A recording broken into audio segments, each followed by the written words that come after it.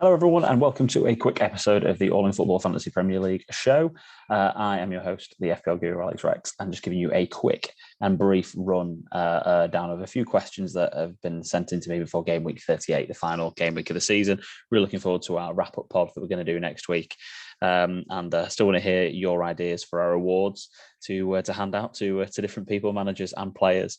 And then also, if you guys want to get in touch about, the whole point of us doing the podcast in the first place was to be aimed at people who probably didn't play it as often and maybe were playing it for their first full season, and also a group of mates playing in a league. So little things of what you've learned this season in particular that you're going to take moving forward as a fantasy manager would be great. We'll have a bit of a reflective podcast. One of your heroes, your villains, the lot. So that'd be great if you could get in touch with us anyway. DM me, text me, whatever you need to do. It'd be great if you could help put together and compile a really great piece of content for us to put out next week. But we still got one game week left of the season. Well done to our manager of the week for last week, which was Barry Stokes. Congratulations, Barry. You have leads us on nicely to just mentioning the cup final that he faces Jack Howcroft in. So that's the big cup final. Who's going to be the first ever winner of the All in Football Podcast Cup? Barry Stokes versus Jack Howcroft. So yeah, very excited to see how that one turns out there. But 113 points, Baz, well done. Even though you got your captain actually wrong, you had the four big hitters from the game week. So sorry about shouting Danny Ings out as a captain. As you can see from my free hit, it was horrendous. So definitely not the right move. But you had Vardy, Richarlison, Maddison and Barnes. So well done. Smashing week from you. Shout out as well to, because I know it really winds Jack up, to Heather, only 3 points off being manager of the week again. Very, very close with her free hit played. She's in the 214th in the world out of the amount of managers that joined in game week 34, which is, I got to scroll down as far as 3,000 and got bored. So she's doing really well there. And if Jack had let her play a bench boost, she'd be 64th out of all those managers. But there you go. Nice. But well done to you for the big battle at the top of the league. For the final, for the winner, who's going to win the league? Shout out to Go, Adrian Chippendale and Gavin Webb, AJFC, two phenomenal seasons. I think it'll end up being between the two of you. I can't see Jeff pulling out 41 points, especially with Gavin between. So it looks like one of you guys at the top of the league is going to be taking down the first ever trophy. Nail biting stuff. 26 points in it going into the last game week. So anything can happen there. Anything can happen at all. And also for the final manager of the month award, Barry Stokes is smashing month. And Heather, you're right there. You could claim a manager of the month. You are very, very close, only 19 points behind Baz. Callum, nice one in third. You've already won the accolades. So, calm yourself down, lad. Let one of the other two take it. And then Jack's had a really good one. Podcast team's not done too bad in seventh.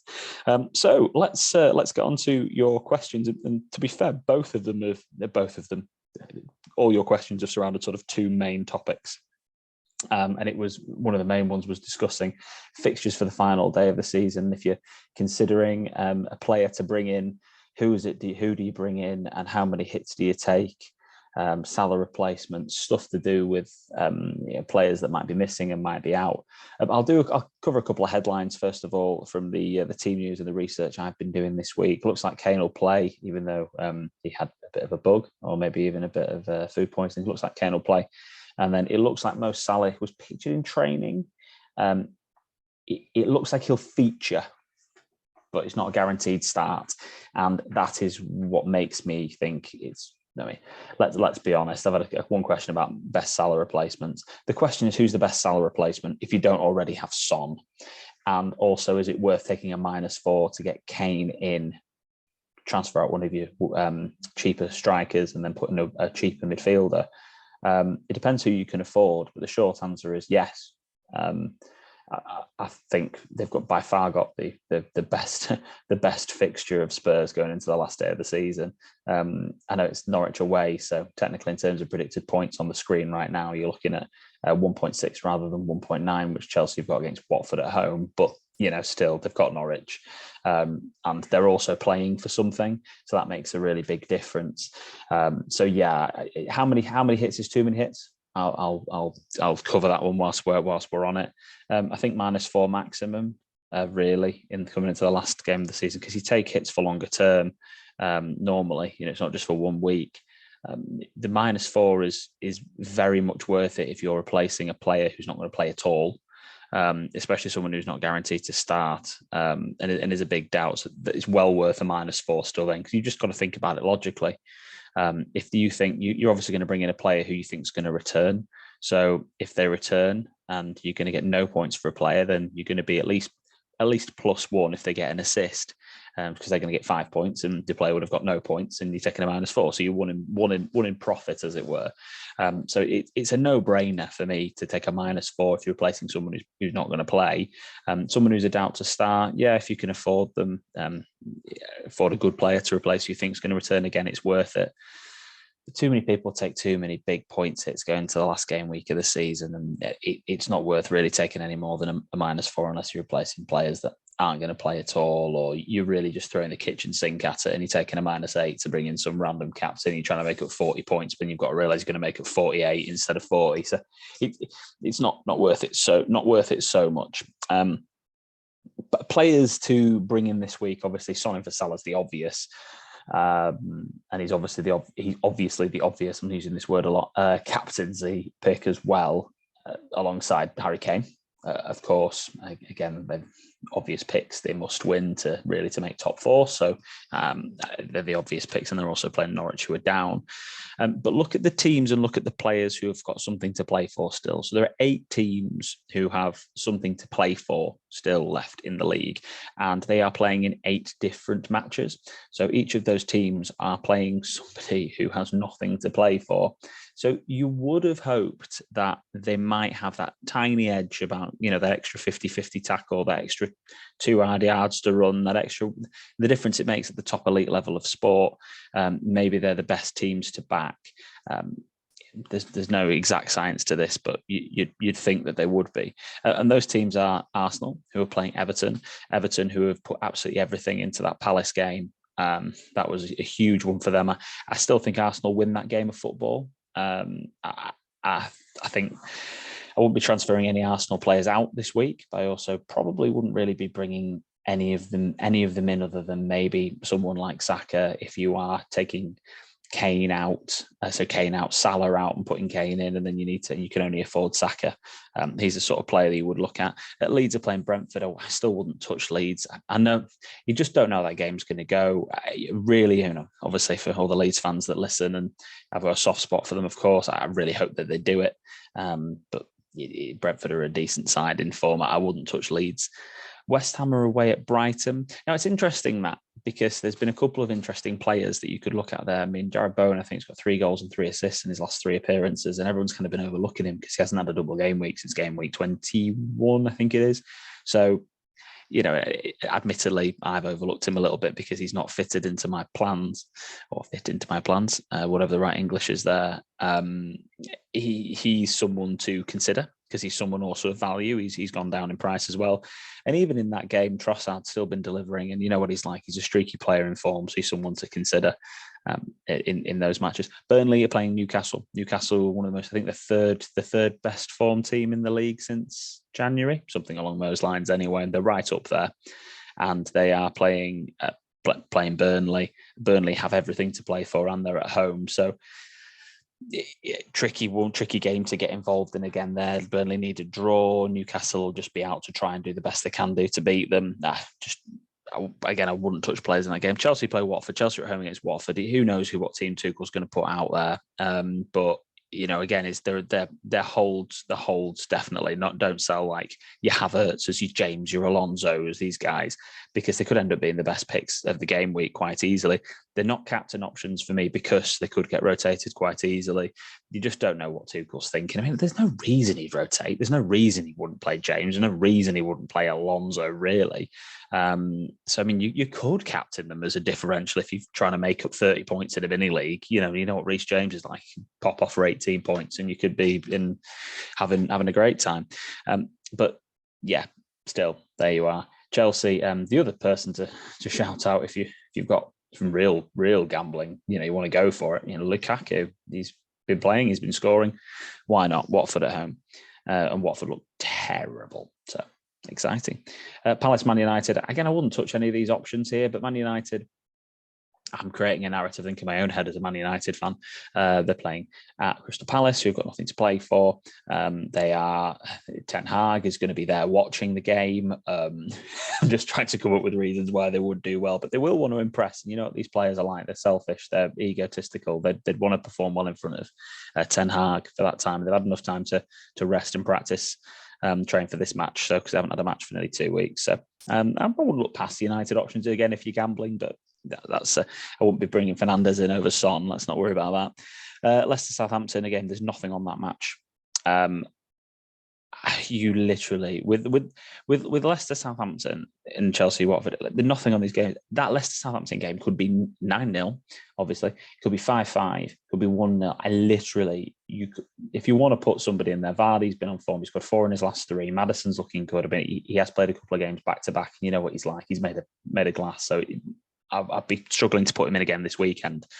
Even Barnes looks better. So again, if you want to gamble, there'll be good differentials. No one's going to have them this week. You know, Maddison, Vardy, these guys they're not going to be there. They're not going to be in any of the teams in the top 10k really. Who, unless they're top 100k, maybe even, they're all going to bring in other people. So, but if you can afford to bring in like Maddison and Kane for Salah and I don't know, Richarlison maybe as an option, maybe something like that's something you can do. I don't think there'd be too much of a problem with that.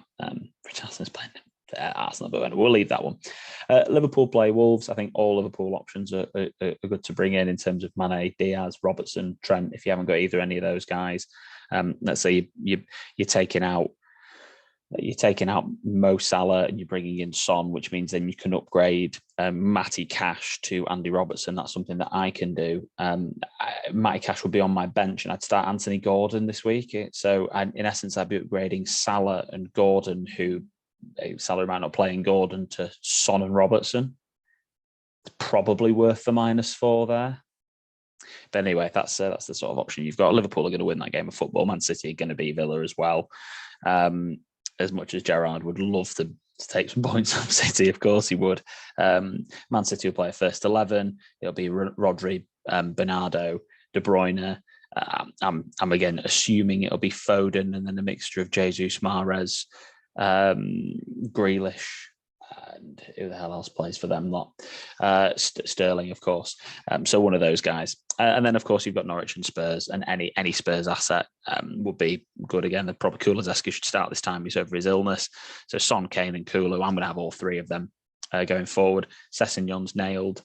So is Emerson Royale, if you wanted to go for a wing-back option. But yeah, they're all there in options. In terms of captaincy, if you wanted to go a bit more left field, you could look at your Lukaku's, maybe even Mason Mount, Reece James, Alonso, any of those guys in the Chelsea game. You could look at a Leicester option. Southampton at home, they've been, I think, bottom for XGI conceded in the last 6 weeks. They've been awful in terms of defensively. So you could definitely go for one of those guys as an outside gamble and an outside option. You could go for a Liverpool player, go for a City player, Mane, Diaz, Trent, Robbo, any of these guys are options, but staring you straight in the face, Son is your number one captaincy option. I think I saw a poll on Twitter where it was 70% captaincy Son, 24, I think it was, 23 Kane, and the other 7% was mixed up between just a bunch of random people. So Spurs need to win that game of football. They're playing Norwich, who are rubbish, and they're in probably some of the best form in the league. Personally, it's Son. Kane, I say it's Son because he's been delivering the points more. But actually, when you look at predicted points, they're pretty much nailed on the same amount. And actually, when you look at was it points per 90, I've gone on this and it wasn't points per 90. I've clicked on this now and I've gambled that I was going to click on the right thing, but it wasn't points per 90. I was looking at total. Son's by far top when it comes down to actual points. But when we were looking at XGI, yeah, that was it. When we're looking at XGI, Son's top for points, but Son's expected goal involvement has been 4.5 in the last 7 games, and Kane's been 6.6. So Son's been performing well above his expected stats, but that's a guy in great form and performing well. So Son's your number one captaincy option. But I really, if you're looking to make up 15 points this week, for example, we all. I mean, I'm speaking out of turn a little bit here, but I think I'm pretty sure when I look at, for example, people are trying to overturn points deficits. I wanted to look at Gav's team because Gav's not got Son or Kane game week 36. So he's going to be bringing in at least one of those guys when it comes down to game week 37. When you look at Adrian's team, he's got Mo Salah, but he's already got Harry Kane. He's got Emerson Royale. I mean, it's the easiest move in the world for him to get to Salah to Son. So if you're Gav and you sat there and you wanted to make up points, then your -4 is, can you somehow wangle Kane into your team and Son, and then try guess which one of the other one that someone they're going to go with in terms of captaincy, and go with the other person, because then you don't need to actually go that far out in terms of who you want to go for. Anyway, lots of permutations, and thank you ever so much for everyone for getting in touch and letting me know what those are for you guys. Don't forget the deadline. It is obviously Sunday, and it's 4:30. The 4:30 kickoffs, aren't they? I'm giving myself a second here so I can actually have a look at the 4 o'clock kickoff. So it's 2:30 the deadline. That's it. So 2:30 deadline. Make sure you get your picks in and get them in and done. And then good luck for the last game week of the season. And really looking forward to speaking to you guys and getting your questions and your feedback in on the season. And let me know what you think about the awards. So thank you very much for tuning in, and I will catch you soon. Bye for now.